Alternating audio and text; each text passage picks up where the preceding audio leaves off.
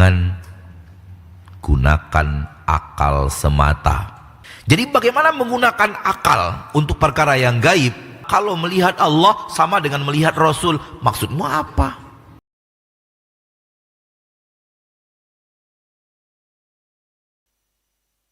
Bismillah, Assalamualaikum warahmatullahi wabarakatuh, Ustaz.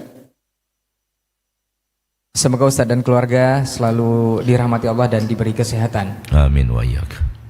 Ustaz, ada satu desa yang setiap tahun itu mengadakan merti desa, Ustaz, sebagai wujud atas nikmat Allah yang diberikan. Dengan wujud syukur tersebut, mereka mengadakan acara pentas wayang kulit. Apakah acara tersebut menyebabkan jatuh kepada kesyirikan? Bila tidak jatuh ke kesyirikan, hukumnya seperti apa, Ustaz?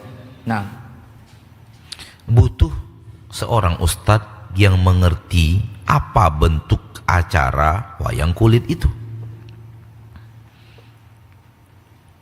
Ustadz itu yang bisa menjawab pertanyaan yang Anda lemparkan. Karena ketika Anda melemparkannya kepada saya dan saya orang yang tidak tahu apa sih sebenarnya acara wayang kulit itu, apa yang diucapkan, bagaimana bentuk acaranya, kalau saya tidak tahu, maka haram bagi saya untuk menjawab. Orang yang tidak tahu tak boleh ngomong. Yang boleh ngomong itu orang yang berilmu, tahu. Maka carilah ustadz yang tahu apa bentuk acara yang ditanyakan. Karena ilmu tentang bentuk acara yang ditanyakan itulah modal untuk mengetahui hukum acara tersebut. Di negeri kami tak ada wayang kulit itu. Kalau ataupun ada, mungkin saya tak pernah hadir. Maka saya tak tahu apa bentuk acara wayang kulit itu, apa isinya, apa yang dibicarakan. Maka mohon maaf, saya tak bisa jawab. Nah, baik, jazakallah khair, Ustaz, untuk nasihatnya. Mudah-mudahan ini menjadi referensi untuk antum yang bertanya, bisa menanyakan kepada asatidz yang lain. Baik, kita bacakan pertanyaan berikutnya. Bismillah, Assalamualaikum warahmatullahi wabarakatuh, Ustaz. Waalaikumsalam warahmatullahi wabarakatuh. Ustaz, ana izin bertanya. Dulu ana pernah dengar dari salah satu ustadz bahwa jika Allah itu nampak, maka seperti Rasulullah sallallahu alaihi wasallam. Intinya Allah itu seperti Rasul. Kurang lebih seperti itu yang ana dengar. Apakah hal ini betul, Ustaz, atau salah? Dan saya juga menyampaikan ini kepada teman saya. Jika ini salah, apakah saya harus menyampaikan lagi kepada teman saya tersebut agar tidak menjadi dosa jariyah? Jazakallah khair, Ustaz. Ambil sebuah kaedah penting dalam hal-hal yang gaib. Ambil sebuah kaedah penting dalam hal-hal yang gaib. Kaedah penting dalam hal yang gaib itu adalah jangan gunakan akal semata.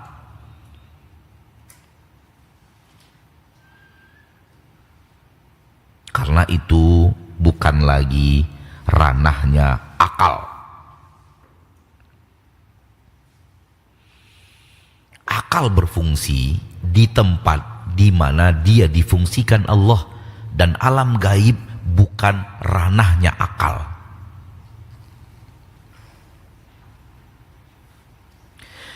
Akal, saudaraku, mirip sinyal handphone. Dia hanya bisa dipakai di ranah yang ada sinyal. Di ranah yang tak ada sinyal, maka tak ada gunanya handphone itu. Hal yang sama mirip dengannya akal. Di kawasan-kawasan yang ada sinyal akal, akal bisa dipakai. Tapi ketika sudah masuk ke dalam alam gaib, akal tidak bisa menjadi patokan utama dipakai bicara tentang hal yang gaib. Nggak bisa. Karena ketika dia sudah gaib, akal sudah hilang rumus.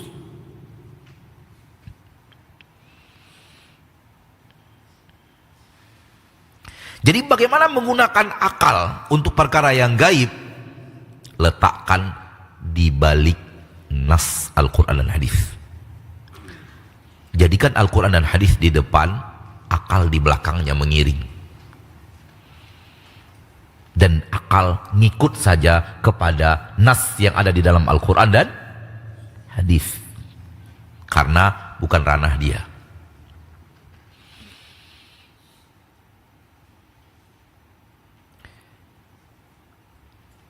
Sekarang Anda bicara Allah, lalu mulai akalmu berkata-kata, lalu mulai akal membuat rumus. Rumusnya adalah kalau melihat Allah sama dengan melihat Rasul. Maksudmu apa? Maksudnya apa ngomong-ngomong begini? Jadi Allah sama dengan Rasul begitu? Atau apa?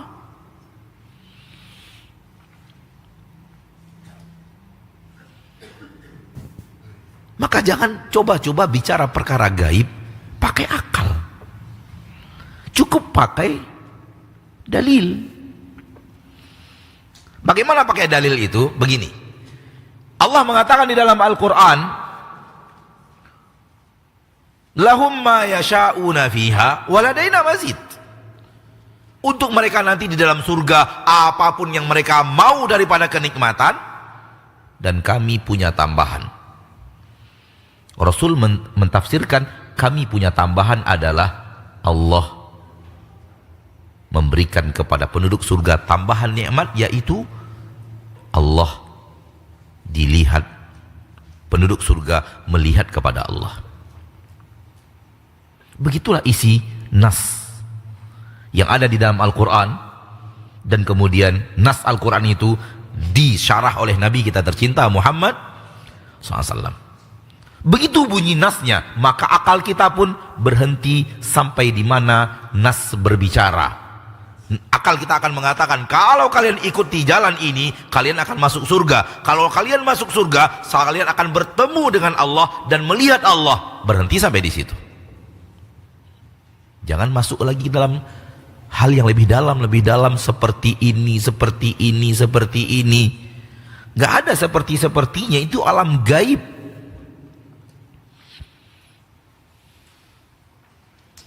Dan tak ada orang yang sampai ke sana untuk membuktikan seperti apa, sehingga dengannya engkau bisa berkata seperti ini. Nggak ada. Maka akidah ahlu sunnah dalam perkara-perkara gaib tak boleh melampaui nas.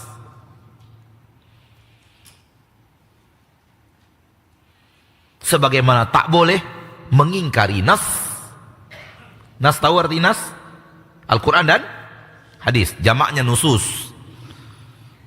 Teks yang ada dalam Al-Quran, teks yang ada dalam hadis. Naskah yang ada dalam Al-Quran, naskah yang ada dalam hadis. Akal ahlu sunnah hanya dibawa kepada yang ada di dalam nas, tak berani melampauinya, dan juga tak berani mengingkarinya. Maka jangan pernah berbicara sesuatu yang tidak ada nas dalam bahasan itu.